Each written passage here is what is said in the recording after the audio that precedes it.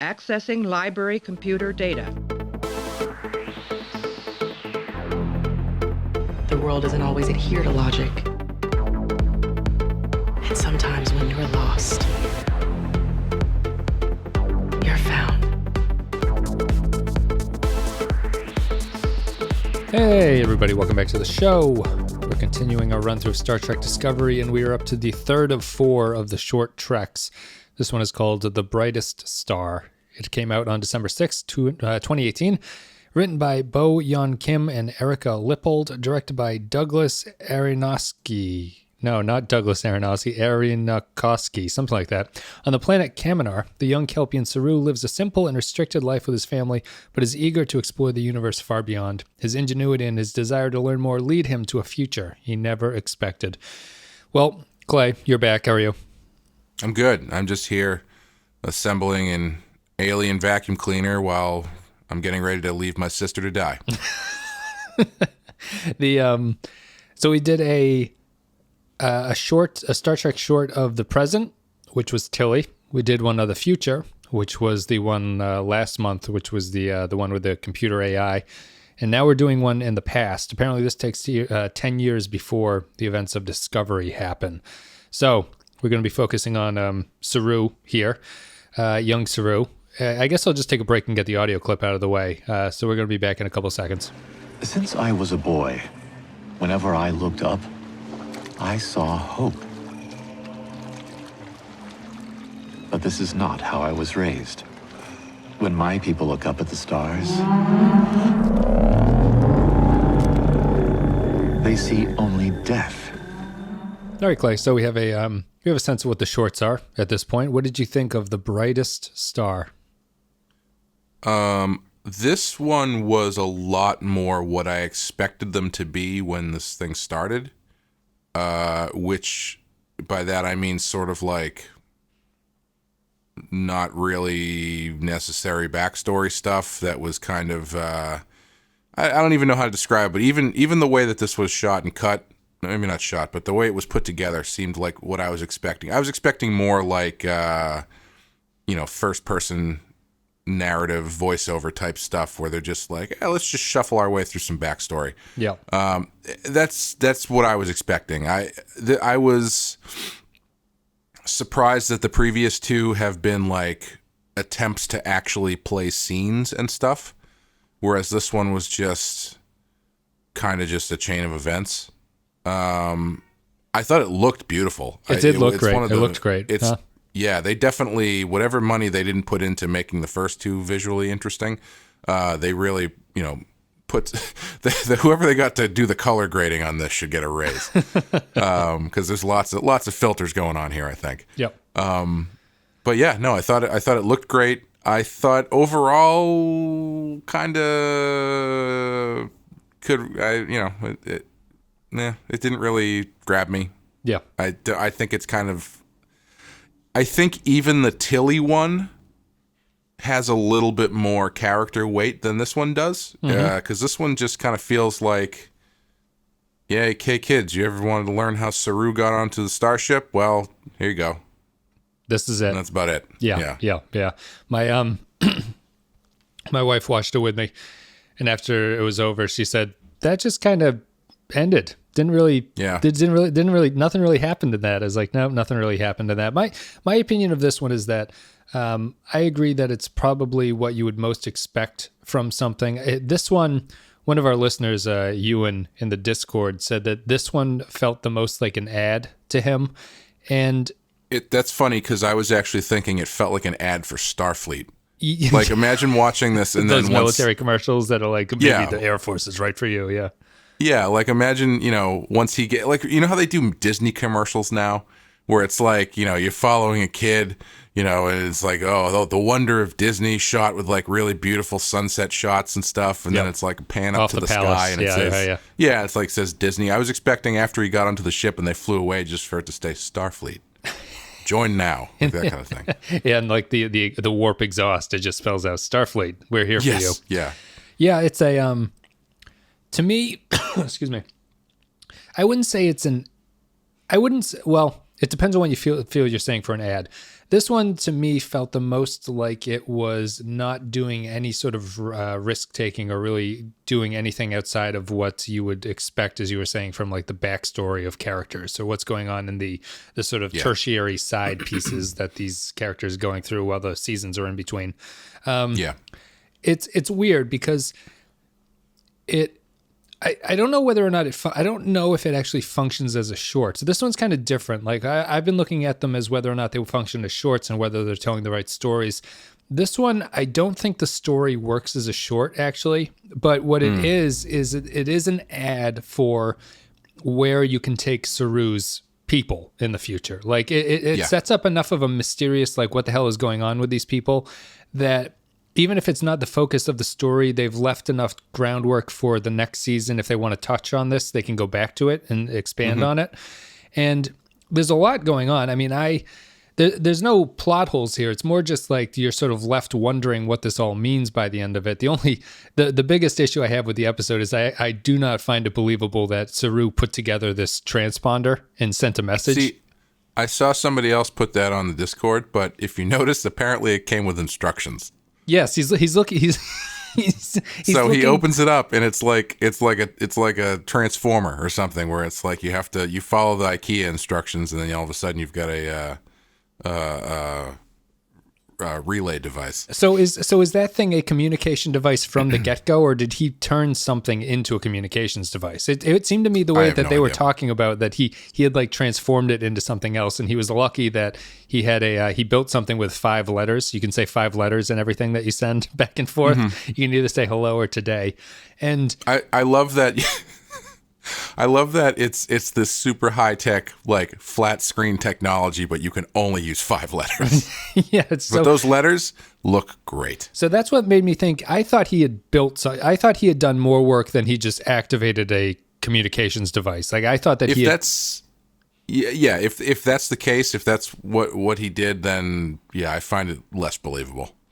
Because the biggest problem here is I don't think they built Saru to be that character in the first season. He never came across as gifted and talented. He was like a very dedicated Starfleet officer who's kind of like a nerd about things. Like he wanted to do things very protocol-like, but it never really gave you...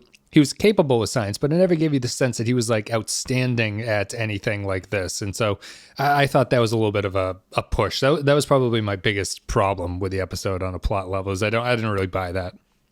Yeah, I think my biggest problem overall is like just this is just I personally don't care for this type of backstory where you're not really telling us anything important. You're just showing how the character got from point A to point B. Yeah.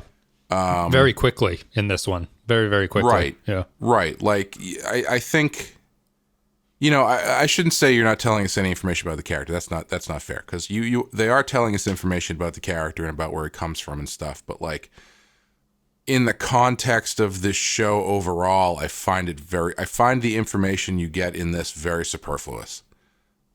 This feels like something that they tried to. I'm not saying they did this, but it feels like something they've had written into an episode and then they cut it because it was just like, we don't need to do that stuff. It doesn't matter. No time for this flashback right now, Saru. Yeah, and I mean, some people love flashback stuff. Some people love origin story stuff. I think, I don't know. It's like you're saying, unless it somehow comes back and factors into the future as to what's going on here. I mean, unless maybe that like weird trapezoid thing is involved with the giant fiery red angel from season 2 or something. I don't know. I mean, maybe if that's the case, sure, whatever.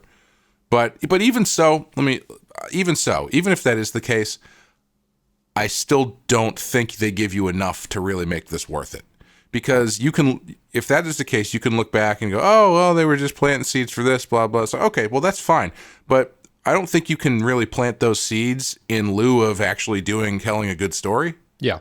Well, if that makes sense. Do you so here's my issue with this is that I don't think this is a good story, but I don't think it's a bad story. I think it's just it's fine. This is an extremely just generic coming like backstory prequel type thing, if you want to look at it that way. Like Yeah. the characters and the religious aspect of the Kelpians makes sense. Like that's a very fine thing for Star Trek to explore. Like it's like a kid looking up the stars. He wants something better than what his life is currently. They have this nice little mystery about these aliens are the things that Saru said in season 1. The things that hunt them are actually not really hunting them. It's more like they sacrifice themselves to them.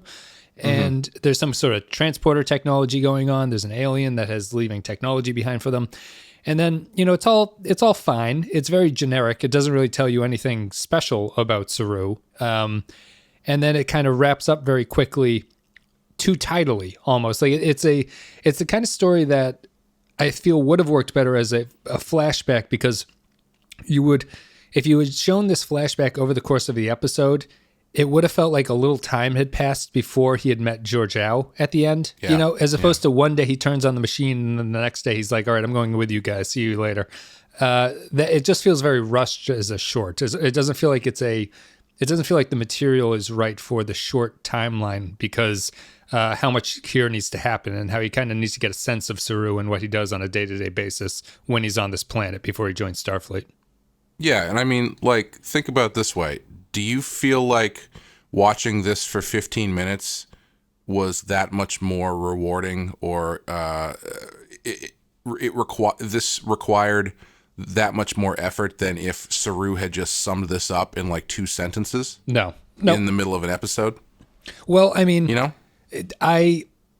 not in terms. So this is an interesting one, because I do think there is a positive aspect to the lore building that they're doing here. Like, I think that it's worth it for that. However, if you're saying that this is a character piece about Saru, I don't think it told us anything very interesting about him at all. I think that if someone gives you 30 seconds after you had watched Discovery Season 1 and said, you have 15 seconds to tell me the backstory of Saru, this is probably what I would say. Like it's like there's there's nothing creative about it. But the lore of his people I find very interesting because of the implications of, like, does Starfleet know about this? Does Starfleet know that there's this alien abducting these people for some reason? Right. Like the Prime Directive gets called into play here about like whether or not if a person from a pre-warp civilization wants to join Starfleet, do you let them in and all that stuff? So that all felt very Star Trek-y to me. I thought that was appropriate. But outside of that, it felt very generic and sort of bland and not worth really my time. So, I agree with what you're saying. Do you think it would have improved the story if instead of just having him build this shit and then Georgiou shows up at the end and is like, hey, you want to come back with me to the future or whatever? We're going back to the future. Yeah. No, I wish it hadn't been Georgiou either, but sorry, go ahead. Yeah. Instead of doing that, what if they had done the whole thing as basically do it like an episode of Star Trek, but from the point of view of someone on the planet that they're helping out? So basically that, sorry for the cough. No, say that again. I think I understand you, but say it again one more time. What if they had done this whole episode from the point of view of Saru being one of the people of a planet that Starfleet helps out? So for instance, like that thing they're sacrificing themselves to, why don't you, if you turn the point of view, they could have used that thing as the bad guy of an episode of Star Trek, and then Starfleet comes in and defeats that thing because it's killing the people or whatever. So you're playing out that story, but Saru is there as one of the people who are being oppressed and who are then saved by Starfleet. Yeah. And then at the end, he goes off with Starfleet.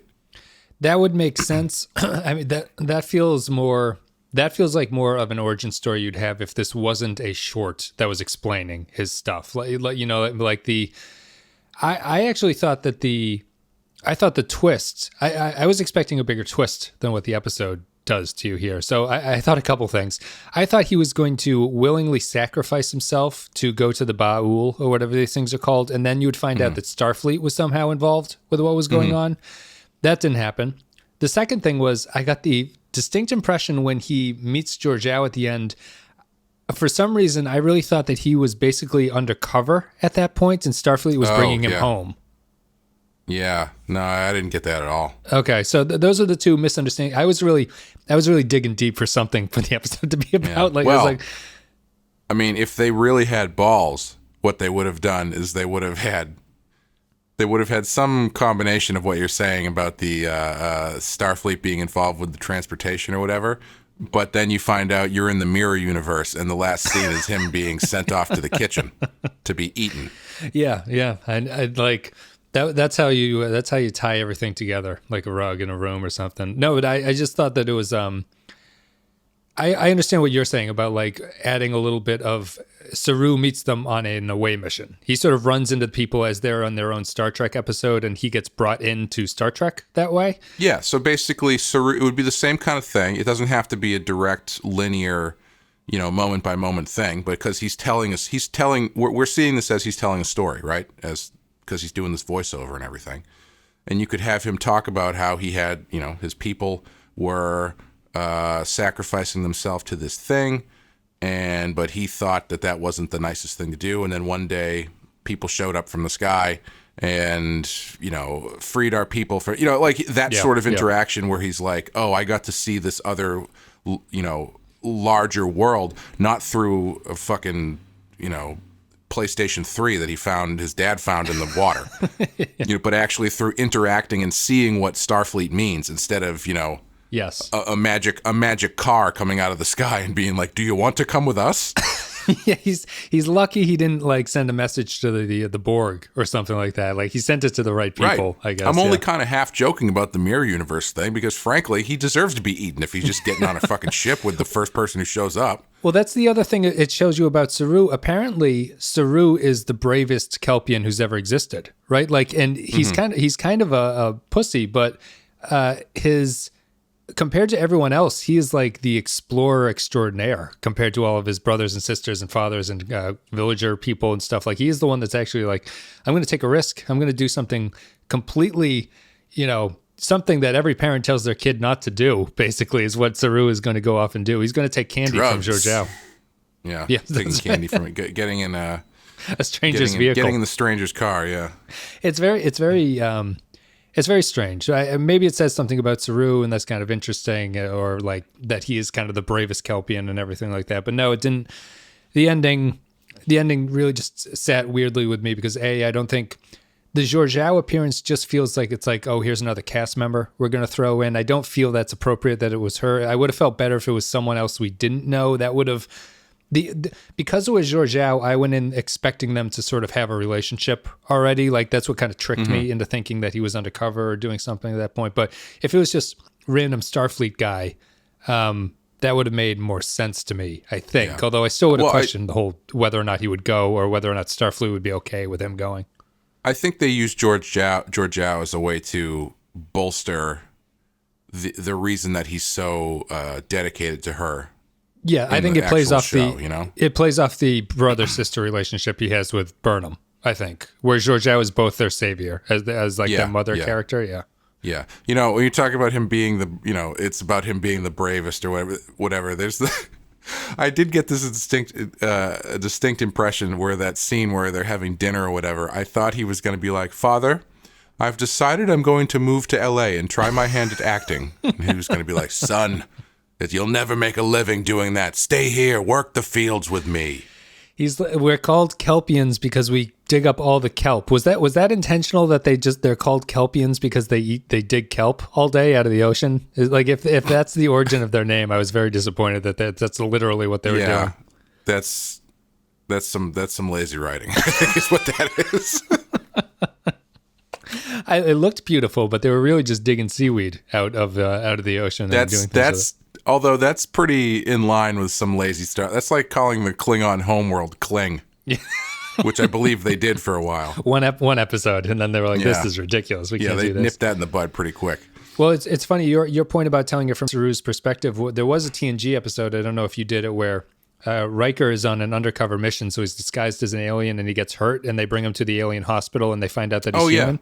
Yeah. I remember We had that talked about that episode would have probably been better if it kept you in the point of view of the aliens. Like you only saw our cast members come into their world and then leave like that. That would have been pretty cool. They didn't do that, but here that's the same idea that you're talking about here, I think. Yeah, exactly. That's exactly what I'm talking about. And also, like, is the thing we're supposed to take away from this that there are no other Kelpians in Starfleet at all? He's the first one. They've said that in Discovery, yeah. And they can't go back there because they're a pre-warp society? Yes. So apparently reaching out... I mean, I understand the first contact thing, but I mean, the entirety of Star Trek is them interacting with pre-warp societies. they're setting up the rules, I guess, for something. I think that's an original take. Like if you have not met Starfleet, but you are sending out messages saying, "Hey, aliens, I'm here. Come meet me." Starfleet is okay with meeting you in that situation. I don't know. That seems like a... Although, do you think, is Georgiou operating outside of Starfleet command in this? You know what I mean? Is Georgiou doing something that she thinks is the right thing to do? Maybe she knows what the Ba'ul are and what they're doing to these people, and so she's willing to risk this to save him because he reached out, or does Starfleet know about what's going on and they're like, yeah, you can save that one guy, but don't talk to any of the other people? And God bless you for remembering all the names of these things, because someone has to. I'm glad that you remember the name of the species emanating red light from the black obelisk thing. So, are the Ba'ul someone we know that they have a different name for at this point? Is the show going to tie them into existing canon or something? Do you think? I would think they will, and it'll come across very poorly, I think, but I hope they set them up as something new. Yeah, I mean, I hope it's something new. If they decide to come back to it, honestly, I would say it's a coin flip whether or not that comes back. I think it's very possible it would, because why not? I mean, it's a cool mystery. I'd like to go back to it. Yeah. Yeah. No. I mean, I'd be down for that too. But I mean, it also is vague enough that you could just hand wave it away as being like, this is just what these people do. Like, you know what I mean? Yeah. Like it's.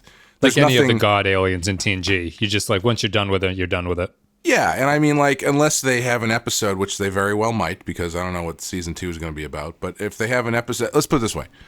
Well, no, I was going to say I feel like they would have to go back to that planet, which would require like some sort of SOS message from Saru's sister or something like that. Yes, but yeah. On the other hand, she's going to be sacrificed in the next Ba'ul sacrifice. That'll be the thing that cuts him back. Or I was going to say they could come at it from the other side. You know what I mean? So they could end up in engaging with this alien race, and as they're engaging with it, Saru's like, "Oh my God, this is the Ba'ul. This is the This is where my people are going." That kind of thing. Yes. Yeah. Which, frankly, I think the second one is probably the more interesting way to do it. Yeah. More believable. I mean, we'll see. I would say, but at the same time, I think it's a coin flip. I think they could very easily not touch it again. Interesting. Okay. I would say, do you feel like there's a bigger chance of them coming back to this than them coming back to that princess alien from the first one? Princess. Yes, I do. Yeah. This feels like it's something that they would want to come back to, where that felt very much like a one-off. We're going to drop an Easter egg of Star Trek lore on you and never talk about it again. Yeah. Okay. I think so. I feel like with this show, though, I can never tell. So I don't know if that's a good thing or a bad thing, but I think I won't be surprised if it does come back. I won't be surprised if it doesn't. Yeah. Yeah. That's pretty much it. That's the Brightest Star. I would like to say that I just discovered how beneficial to discussions and arguments talking like the president is, when you can just be like, I think, what are my opinions? Well, I've people have said that it might be coming back, but some people don't think it is going to come back. So it's just something we have to keep our eye on, and it's really great, whatever it is. Well, I mean, if you were talking like the current president, you'd call me a loser and tell me to get a well, yeah, I assumed that was understood. But we're talking about a normal president. We're done with the Brightest Star, I guess. That's about it. The Kelpian Saru, he's now in Starfleet. He got on the bus. He took a ride over to Starfleet Academy and joined Kelpians up. the Kelpians are doing great things. I'm hearing things from lots of people that they're really on their way up. Saru, good-looking guy. He's a good-looking guy. Anyway, that's it. Thank you very much, guys, for listening to us. Lots of good barul on both sides. Listening to us talking about The Brightest Star, which is the third of 4 Star Trek shorts. We got one more. It's the Harry Mudd episode that comes up in a month. Which looks very Klingon heavy. Yeah, very violent and very action-packed, too. Yeah. A lot of curb stomping. Jesus. I think they do the cliche of he yells something and a Klingon steps on his head and knocks him out. It looks like that's something that happens. The old trailer hard cut to black with Yep. All right, guys. Thanks very much for listening. We're done talking about this Star Trek short. If you want to follow us on social media, Facebook, Twitter, there's a Discord. If you want to go to Discord and talk about it, that's where young Ewan left his thoughts about it, and I mentioned it on the podcast. That's the reason why you should go there. You can support the show on Patreon. Go ahead. I'm very disappointed that they haven't given out promotional Star Trek shorts to go with the Star Trek shorts. Would you buy one of those disco shirts? No, I would not buy one of those disco shirts. I have purchased the only piece of Star Trek Discovery paraphernalia, which is the insignia. Yep. That's the only thing. Say Santa were to get you one, would you wear it, or should I return it? I don't know. If the Patreon money goes up, maybe I'll wear it. Live stream with Clay wearing a disco shirt. Yeah, if we put a tier in there where if we hit a certain amount of money, I will wear the disco shirt and give a 100% positive review of any episode they choose. We are done talking about this. You can go to patreon.com/the Pensky File if you want to support the show. It's the best way to do it. As always, thank you guys for listening. You can rate the show on iTunes. And that's about it. Clay, do you have anything you want to say before we go? No, don't think so. I got some books out in the world.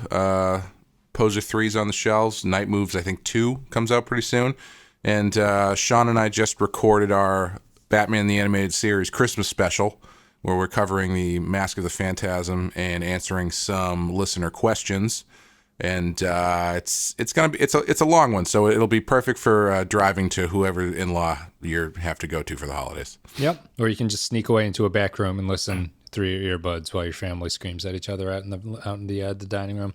That's the way of things on the holiday season. Pretty soon Christmas will be over, and then we're into the new year, and then it's a whole new season of Discovery to go along with it. I cannot believe that it's December. December 7th now, right? Or 8th? Yeah.